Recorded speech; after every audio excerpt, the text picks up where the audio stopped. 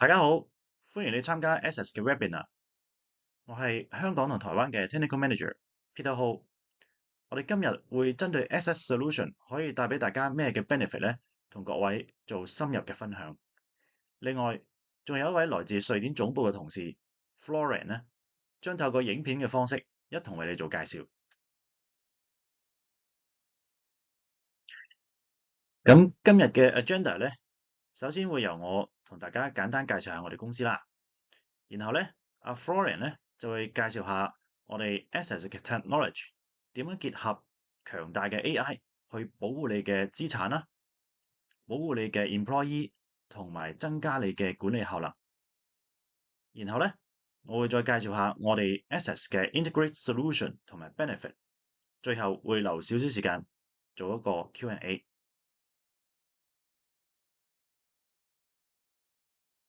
我哋 Access 喺 video surveillance 咧係 number one 嘅 industry leader。我哋嘅 network solution 包括咗 video surveillance、access control、IP intercom 同埋 audio system。我哋喺全球50幾個國家擁有接近4000個員工，全年嘅 revenue 有1.3個 billion 嘅 US dollar。我哋 committed to 呢個 UN Global 嘅 compact。咁喺1984年嘅時候咧，我哋公司嘅總部喺瑞典成立。目前我哋係 Canon Group 嘅其中一個成員。近年嚟咧 2N 亦都成為咗我哋 Access Good Company。我哋嘅 business model 係分咗 two tier 嘅。首先 Access 嘅 product 會去到 distributor， 然後先會去到 reseller 同埋 system integrator， 最後先會去到 end user customer。所以我哋係好注重 partner 嘅 loyalty 嘅。由此咧，我哋建立咗一個 trusted 嘅 ecosystem。咁包括咗有 hardware vendor、distributor、reseller、software vendor、system integrator 同埋 A&E 嘅 consultant。以下係我哋公司4個重要嘅 moment。1984年嘅時候，我哋開始用 network technology 去 share devices。咁我哋開始建立 two-tier 嘅 distribution model。1996年嘅時候，我哋發明咗世界上第一支嘅 network camera。2003年嘅時候咧，我哋 leading IP video convergence， 同埋我哋擁有最大嘅 portfolio。2015年嘅時候，我哋有咗個願景，就係我哋要做 solutions for a smarter and safer world， 同埋我哋 commit to UN Global 嘅 compact。我哋嘅 market leadership 係通過 innovation 建立起嚟嘅。1996年咧，我哋發明咗世界上第一支嘅 network camera。1999年，我哋做咗第一個係 for network video system 嘅 chipset， 我哋叫 APEC。2000年嘅時候，我哋做咗第一個喺 camera 度 run 嘅 video analytic。2008年嘅時候，我哋嘅 2N launch 咗世界上第一個 network intercom。2011年嘅時候咧，我哋開始擁有咗 LiveFinder 同埋 Access Camera Application Platform， 我哋簡稱 ACAP。2013年，我哋開始做 physical 嘅 access control。2015年咧，我哋擁有咗 Access 嘅 slipstream technology for compression 嘅。我哋亦都開始做 network audio speaker。2021年嘅時候咧，我哋嘅芯片已經去到第8代啦，擁有咗強大嘅 deep learning 嘅 AI。咁我哋亦都 launch 咗我哋嘅 body-worn camera。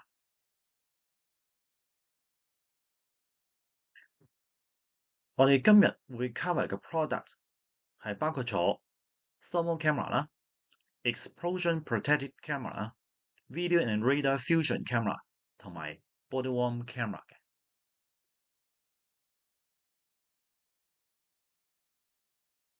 目前我哋已經可以做到以下嘅 camera edge-based 嘅 video analytics， 譬如話 PPE detection 去 detect 人有冇戴頭盔、有冇着反光衣；restricted area 去 detect 人有冇闖入禁區；loitering detection 去 detect 人有冇喺度非法逗留。Smoke and fire detection, temperature and early fire detection, intrusion detection 同埋 license plate 嘅 recognition。Hi, and welcome to this webinar. We all know Axis as the IP camera leader in the security industry. Axis invented the first IP camera in 1996, and since then have developed our portfolio with many camera models, from dome to bullets to pan-tilt zoom cameras, and so on. But does Axis only provide traditional cameras? My name is Florian Combaco, part of the business development team, and today I will walk you through an Axis portfolio, including new type of cameras that add values in the security application as well as beyond security, such as safety or operational efficiency. Beside me, you can see the different products that will be presented.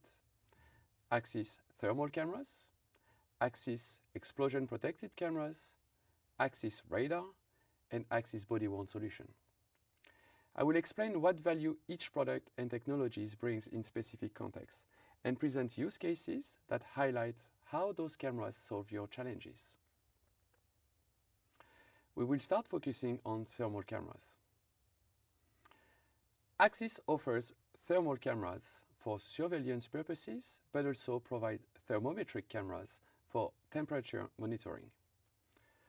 Thermal cameras capture images based on the heat radiation from organic and inorganic objects. And because thermal imaging technology doesn't depend on what's visible to the human eye, these cameras are sensitive to challenging light conditions such as total darkness, shadows, and glaring lights. This also means that it's possible to see through smoke and light fog. Additionally, they don't create images that allows individuals to be identified, so they can be used for surveillance without compromising personal integrity.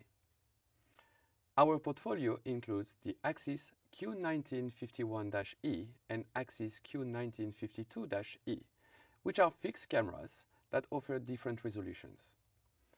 The Axis Q8752-E provides visual verifications combining a thermal and a traditional camera in the housing and adds pan-tilt zoom capabilities. As an example, we can see on this video a thermal camera installed along the fence where two zones were created, one zone outside the perimeter and one inside the perimeter. The analytic, in this case our Axis Perimeter Defender, running on the thermal cameras will only trigger when someone has entered both boxes in a specific direction. See the green light in the corner turning red when the alarm is triggered. This is one way of avoiding false alarms since you have a specific condition that should trigger. Also, if keeping privacy would be a requirement, we can see on this video that the identification of the person is not possible with thermal cameras. We are now moving on to our thermometric cameras. Axis thermometric cameras let you remotely monitor temperature.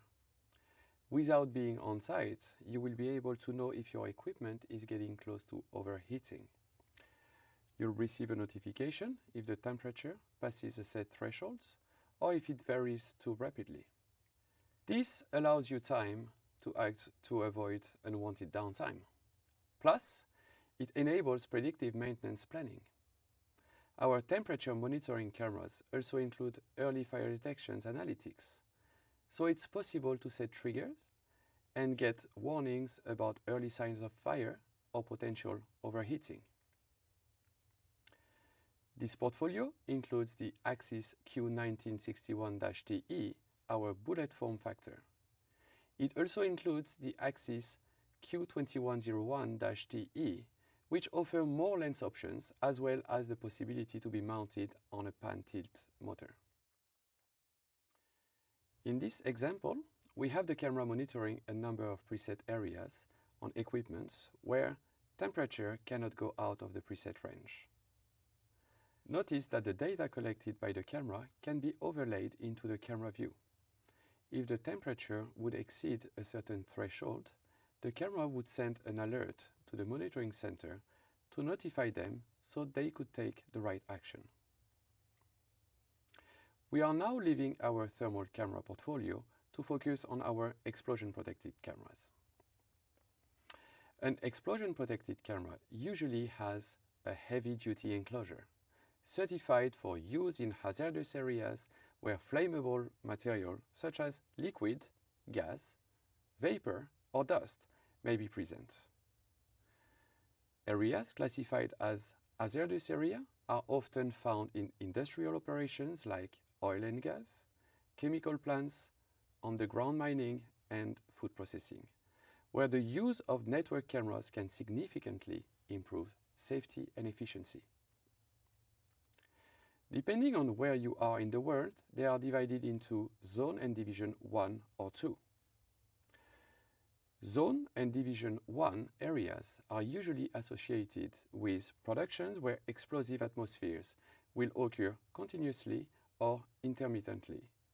They are the most critical areas. Our Zone and Division 1 cameras portfolio include the XPQ1785 that offer pan-tilt zoom capabilities. This video footage is showing a factory where typically no one is around to see what's happening. The camera is pointing towards equipment that might have a higher risk of overheating and catching on fire. The camera recognizes the smoke at an early stage, usually long before the regular smoke and fire detector catch it. This is a valuable solution, not the least in hazardous areas. It provides the opportunity to intervene early to avoid accidents and costly shutdown. But of course, our explosion-protected cameras are also relevant for security applications, such as detecting people at certain time and alerting the security center. If you have an intruder in your site, you want to make sure you get warnings if someone is approaching a high-value asset. The analytics on the camera detects when someone approaches a targeted area and alert the monitoring center so an operator can trigger the proper actions. We were covering the Zone and Division 1. When it comes to Zone and Division 2 areas, those are less hazardous and explosions are not likely to occur during normal operations. These areas are typically located some distance away from the production area and are considerably larger than the Zone and Division 1. It is still essential, however, to eliminate the risk of equipment creating a spark that might create an explosion in these areas. For this, Axis Communications has developed and launched the first explosion-protected camera specifically designed for Zone and Division 2 hazardous locations, the Axis P1468-XLE. The protection here lies in the mechanics and electronic components of the camera. In other words, no extra enclosure is needed around the camera itself. This results in a significantly lighter, more compact and cost-efficient camera. Our customers will no longer need to purchase an unnecessarily heavy and expensive camera to place in their hazardous areas now that we provide a camera specifically certified for Zone and Division 2. This camera will include all analytics that were presented before, but offer also new possibilities with our new system-on-chip HardBake 8. This camera includes an analytic for hard hat detection. As we can see on this video footage, our camera is running our Axis analytic detecting hard hats. An alarm can be raised when the camera detects someone not wearing a hard hat. This is a powerful tool to improve safety and employee well-being on your site. Leaving the explosion-protected cameras to focus now on radar. This smart network-based device uses advanced radar technology to offer you accurate detections 24/7.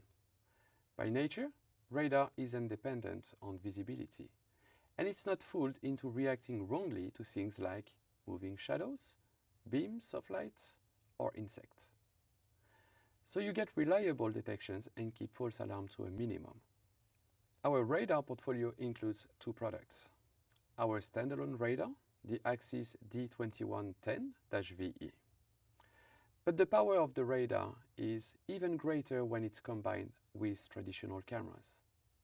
For this, Axis has created the first camera combining video and radar technology, the Axis Q1656-DLE. These combinations will provide precise localizations and object classification, but also enable distance and speed measurements. This video sample is taken from our Fusion cameras, the Axis Q1656-DLE. In this video, we can see that the radar can trigger an early detection, in this case up to 60 meters away from the camera, and will provide information such as distance, moving direction, speed, and object classification.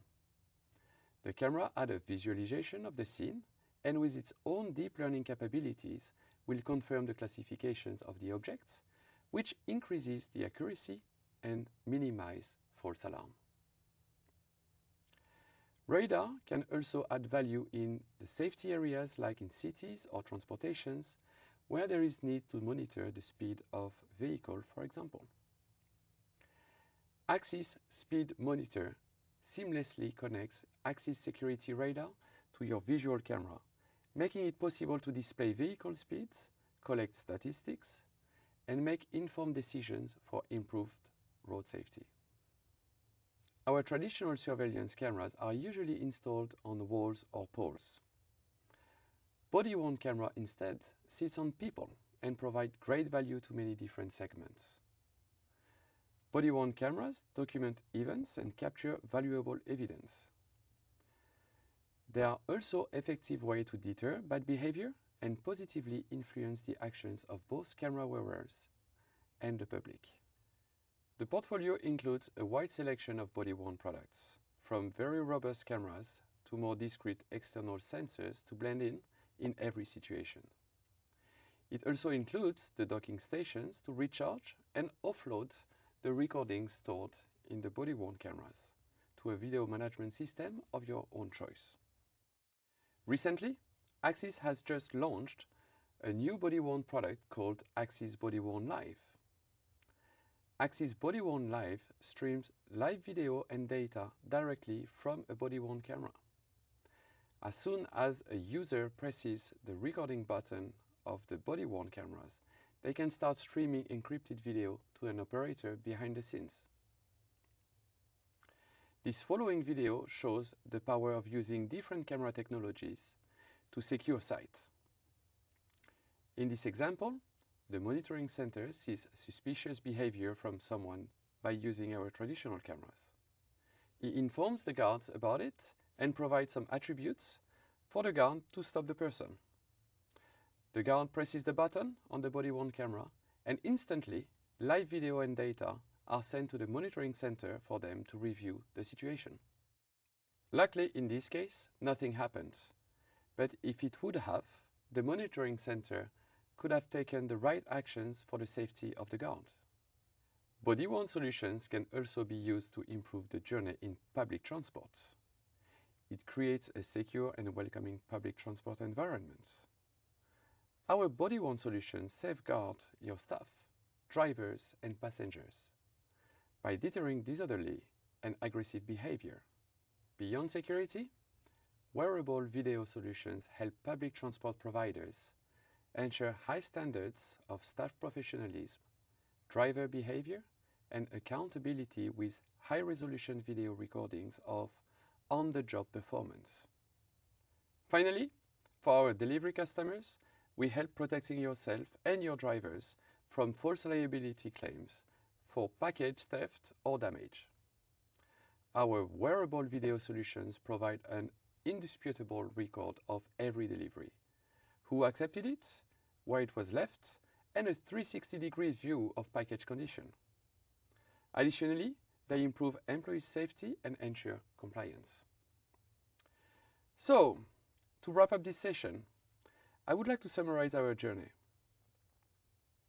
We've seen Axis thermal cameras, very useful for perimeter detection in difficult light conditions. But we also looked at our thermometric camera, adding lots of value in the safety and operational efficiency by monitoring remotely the temperature of equipment.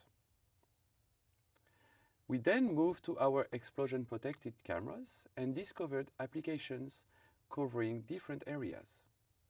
The combinations of camera with AI gives plenty of opportunity to increase the safety and improve the operational efficiency. We saw that using radar is increasing the accuracy of detections and classification, but also adding capabilities to monitor the movement and speed of objects. Finally, we finished with the Axis body-worn solution, adding value in many different segments. By documenting and capturing valuable evidence, you will be able to improve your employees' safety, deter bad behavior, and avoid false claim. Again, we went through few use cases, but many more are available. So if you would like to know more about those products and technologies, or if you have specific challenges, don't hesitate to contact your Axis sales representative. Axis has a wide portfolio to help you solve your challenges. Thank you.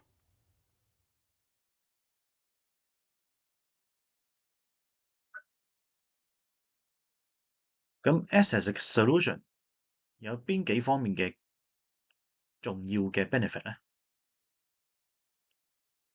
第一，我哋 intrusion 嘅 protection 可以 secure 你嘅 site 啦。我哋嘅 operational efficiency 嘅 solution 可以 improve 你嘅 productivity 啦。我哋喺 health safety 同埋 environment 嘅 detection 咧，可以 protect 你嘅 people。咁究竟點樣去 build 一個 comprehensive 嘅 surveillance 嘅 solution 去 protect 你嘅重要嘅資產呢？好多嘅譬如 solar farm 啦，同埋工業操作咧，都係攻擊同埋竊取嘅目標。高價值嘅資產需要保持安全，唔好俾人入侵或者搞亂。越早發現呢啲威脅咧，就越有可能阻止入侵者或者破壞者嘅接近。用我哋嘅雷達，無論係獨立運作嘅 solution，定係配合呢個熱感應圍欄，都可以偵測到傳統嘅偵測範圍之外嘅緩衝區域內嘅潛在嘅入侵者。配合我哋 Access 嘅 camera 咧，同埋一啲威脅嘅措施，譬如我哋 Access 嘅 network siren、燈光或者語音訊息。咁雷達解決方案咧，可以增加另外一層有效嘅周邊安全。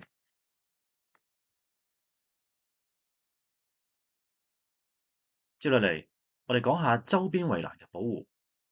對於周邊圍欄嘅威脅咧，我哋需要及時偵測、驗證同埋阻止，而且咧要有低嘅誤報率。而我哋嘅 thermal camera 配合智能分析咧，就可以偵測到圍欄上面嘅入侵者。之後，我哋 optical camera 咧配合自動跟蹤分析，可以進行視覺嘅確認、識別同埋自動追蹤威脅。預先錄製或者現場播放嘅語音訊息或者係燈光咧，就可以自動或者手動嘅觸發。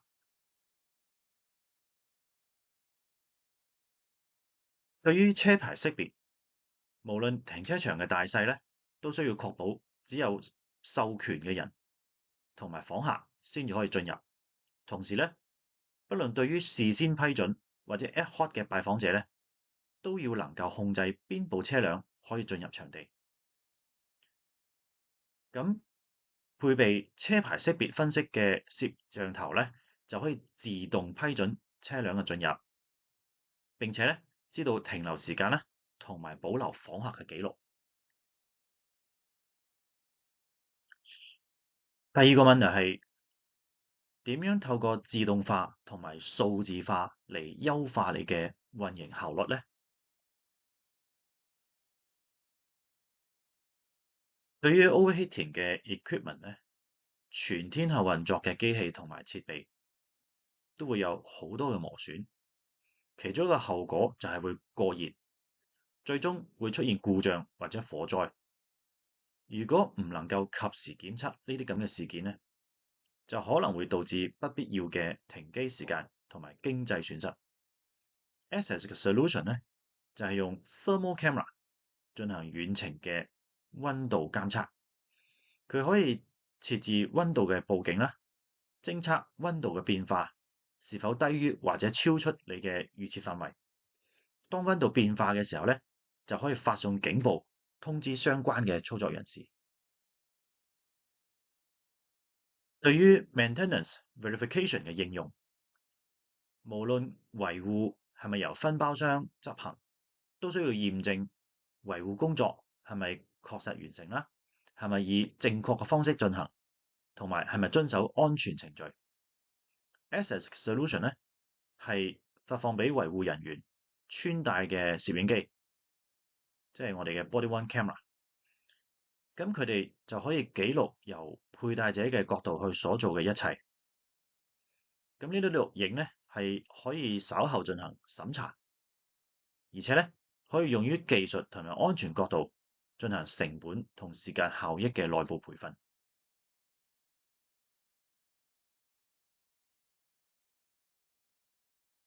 我哋 Access Camera 咧擁有以下 built-in 嘅 cybersecurity feature 去保護你嘅系統免受於一啲未經授權嘅 access。譬如話，我哋 sign video 咧就可以防止人哋修改你嘅錄影啦。sign firmware 同埋 secure boot 咧去防止一啲 hacker 去 upload 一啲被修改過嘅 firmware 啦。SSH vault 去儲存你嘅 device ID 同埋 sign video。咁 Trust Platform Module 簡稱 TPM 咧就可以儲存你嘅 certificate。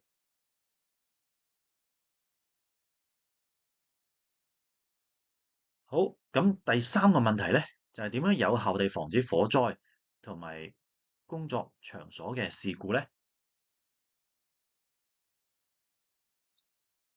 我哋 Access Integrated 嘅 solution 咧就可以幫到你及早地 identify 個 risk 同埋盡早地作出反應。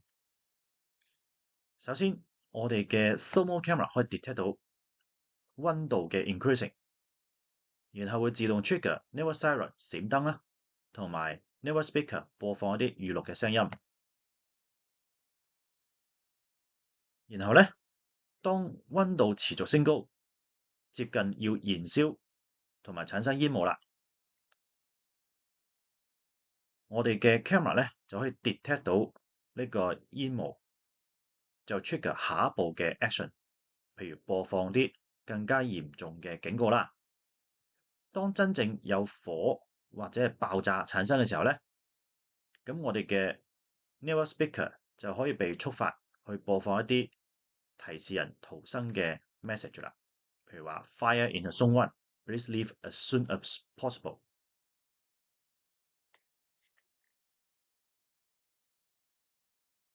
對於 safety compliance 嘅 verification 咧，當員工喺現場工作嘅時候，安全協議同埋程序嘅存在咧，係為咗最小化嘅事故同埋意外嘅風險。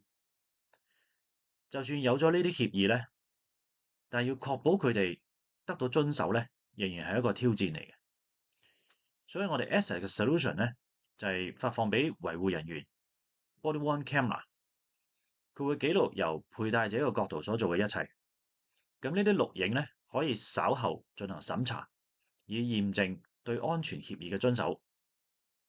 並且咧可以用於安全角度進行成本同埋時間效益嘅內部培訓。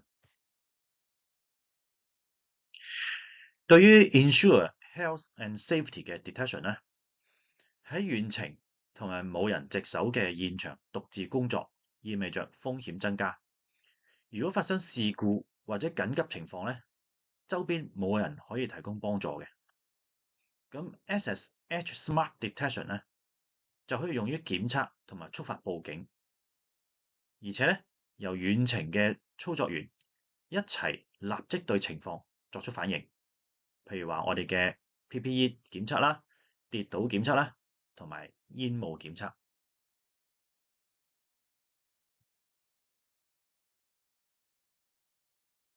總結咧就係 Access 嘅 solution 係由以下3個方面咧帶俾你重要嘅 benefit。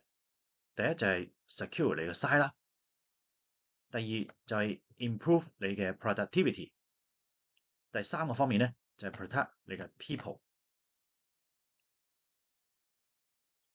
以上就係我哋 Access solution 可以帶俾你嘅 benefit。咁今日我哋嘅分享咧就係暫時到呢度啦。咁我哋睇一睇大家有冇咩問題先。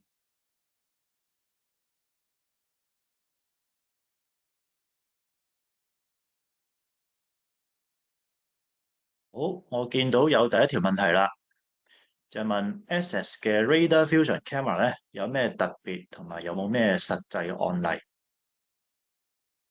咁我哋最近咧喺香港咧有個實際嘅案例嘅，就係咧喺共融通道入邊咧安裝我哋呢個 camera。當 detect 到有速度太快嘅單車嘅時候咧，就會立即自動觸發我哋嘅 network 喇叭㗎喎。咁就會自動播放有個聲音提示，去提示佢減速啦，以免撞傷個行人啦。咁有需要嘅時候咧，仲可以自動通知巡查嘅人員咧到現場處理嘅。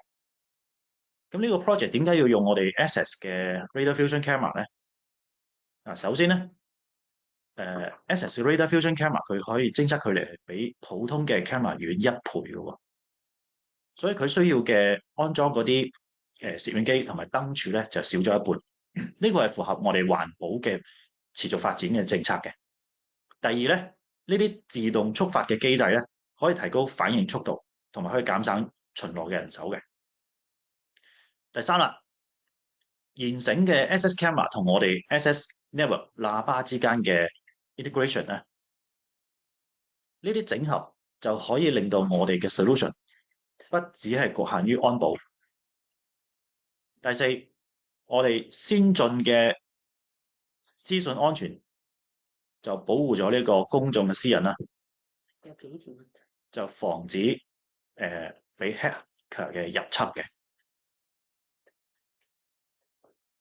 以上就係點解呢個 project 會用到我哋嘅 Radar Fusion Camera。好，等我睇下有冇其他問題先。咁第二條問題啦，就係 Access 嘅 Thermometric Camera 嘅測溫距離同埋範圍限制係幾多？嗱，如果你用我哋19mm 嘅 lens 嘅話咧，我哋嘅 Thermal Camera 最遠咧可以 detect 100米嘅距離。咁喺咁嘅距離咧，10乘10米咁大細嘅區域，而測溫嘅範圍咧就由-40度去到350度都得嘅。而且咧個 Thermal Camera 入邊仲 run 咗個 Deep Learning 嘅人工智能，去幫你去 filter 一啲 false alarm 嘅，即係話如果有一啲好熱嘅車輛進入區域咧，就可以被 smart filter 咗佢嘅。好啦，我哋再睇一睇有冇其他問題先。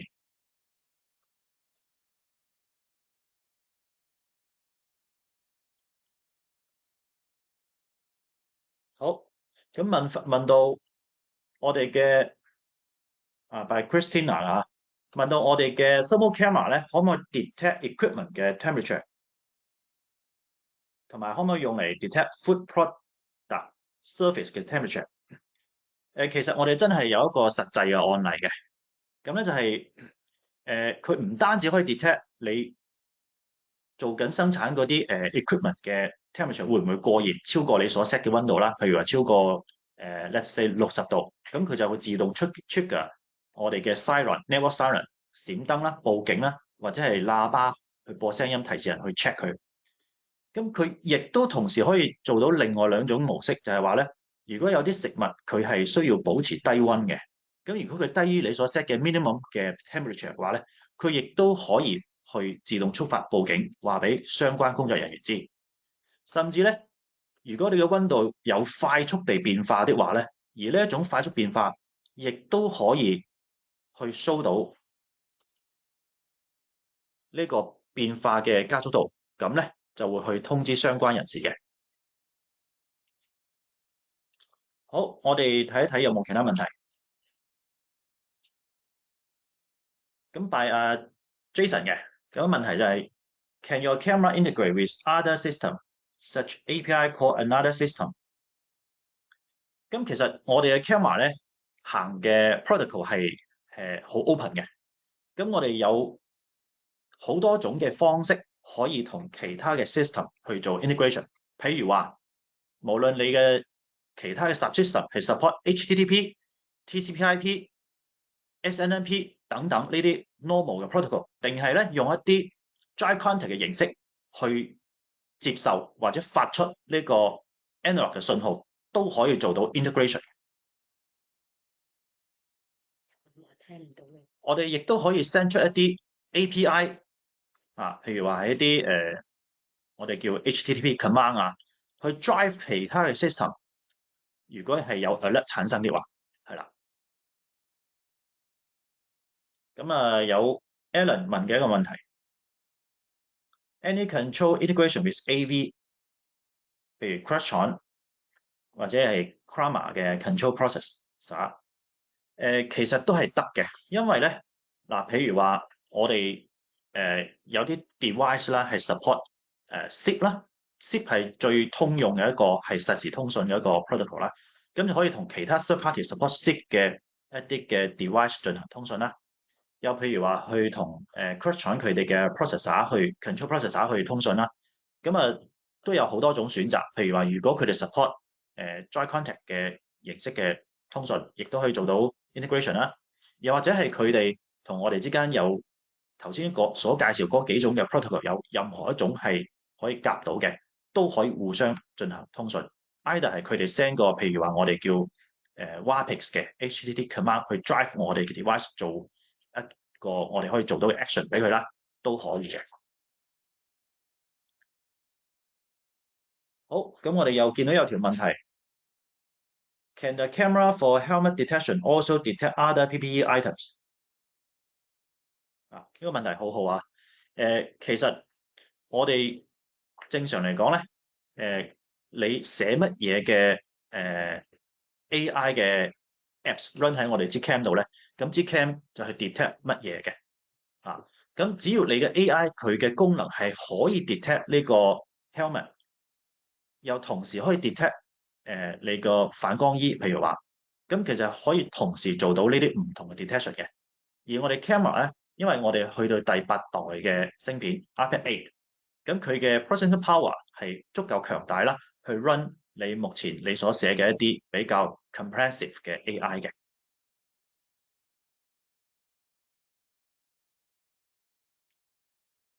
好，暫時我見到就冇其他問題啦。不過唔緊要，如果係事後稍後咧，我哋會 show 我哋嘅 contact information。大家以後有咩問題咧，可以隨時聯繫我哋。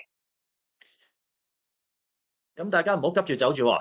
一陣當大家離開 webinar 之後咧，有份問題卷咧會自動 pop up 嘅。咁麻煩請大家幫忙填寫下啦。頭20名嘅朋友咧，我哋會送出一個好型嘅好似圖片所示嘅手提電腦袋俾你嘅。最後咧，就麻煩大家 follow 一下我哋嘅 Facebook 同埋 YouTube channel， 咁可以接受一啲最新嘅資訊啦。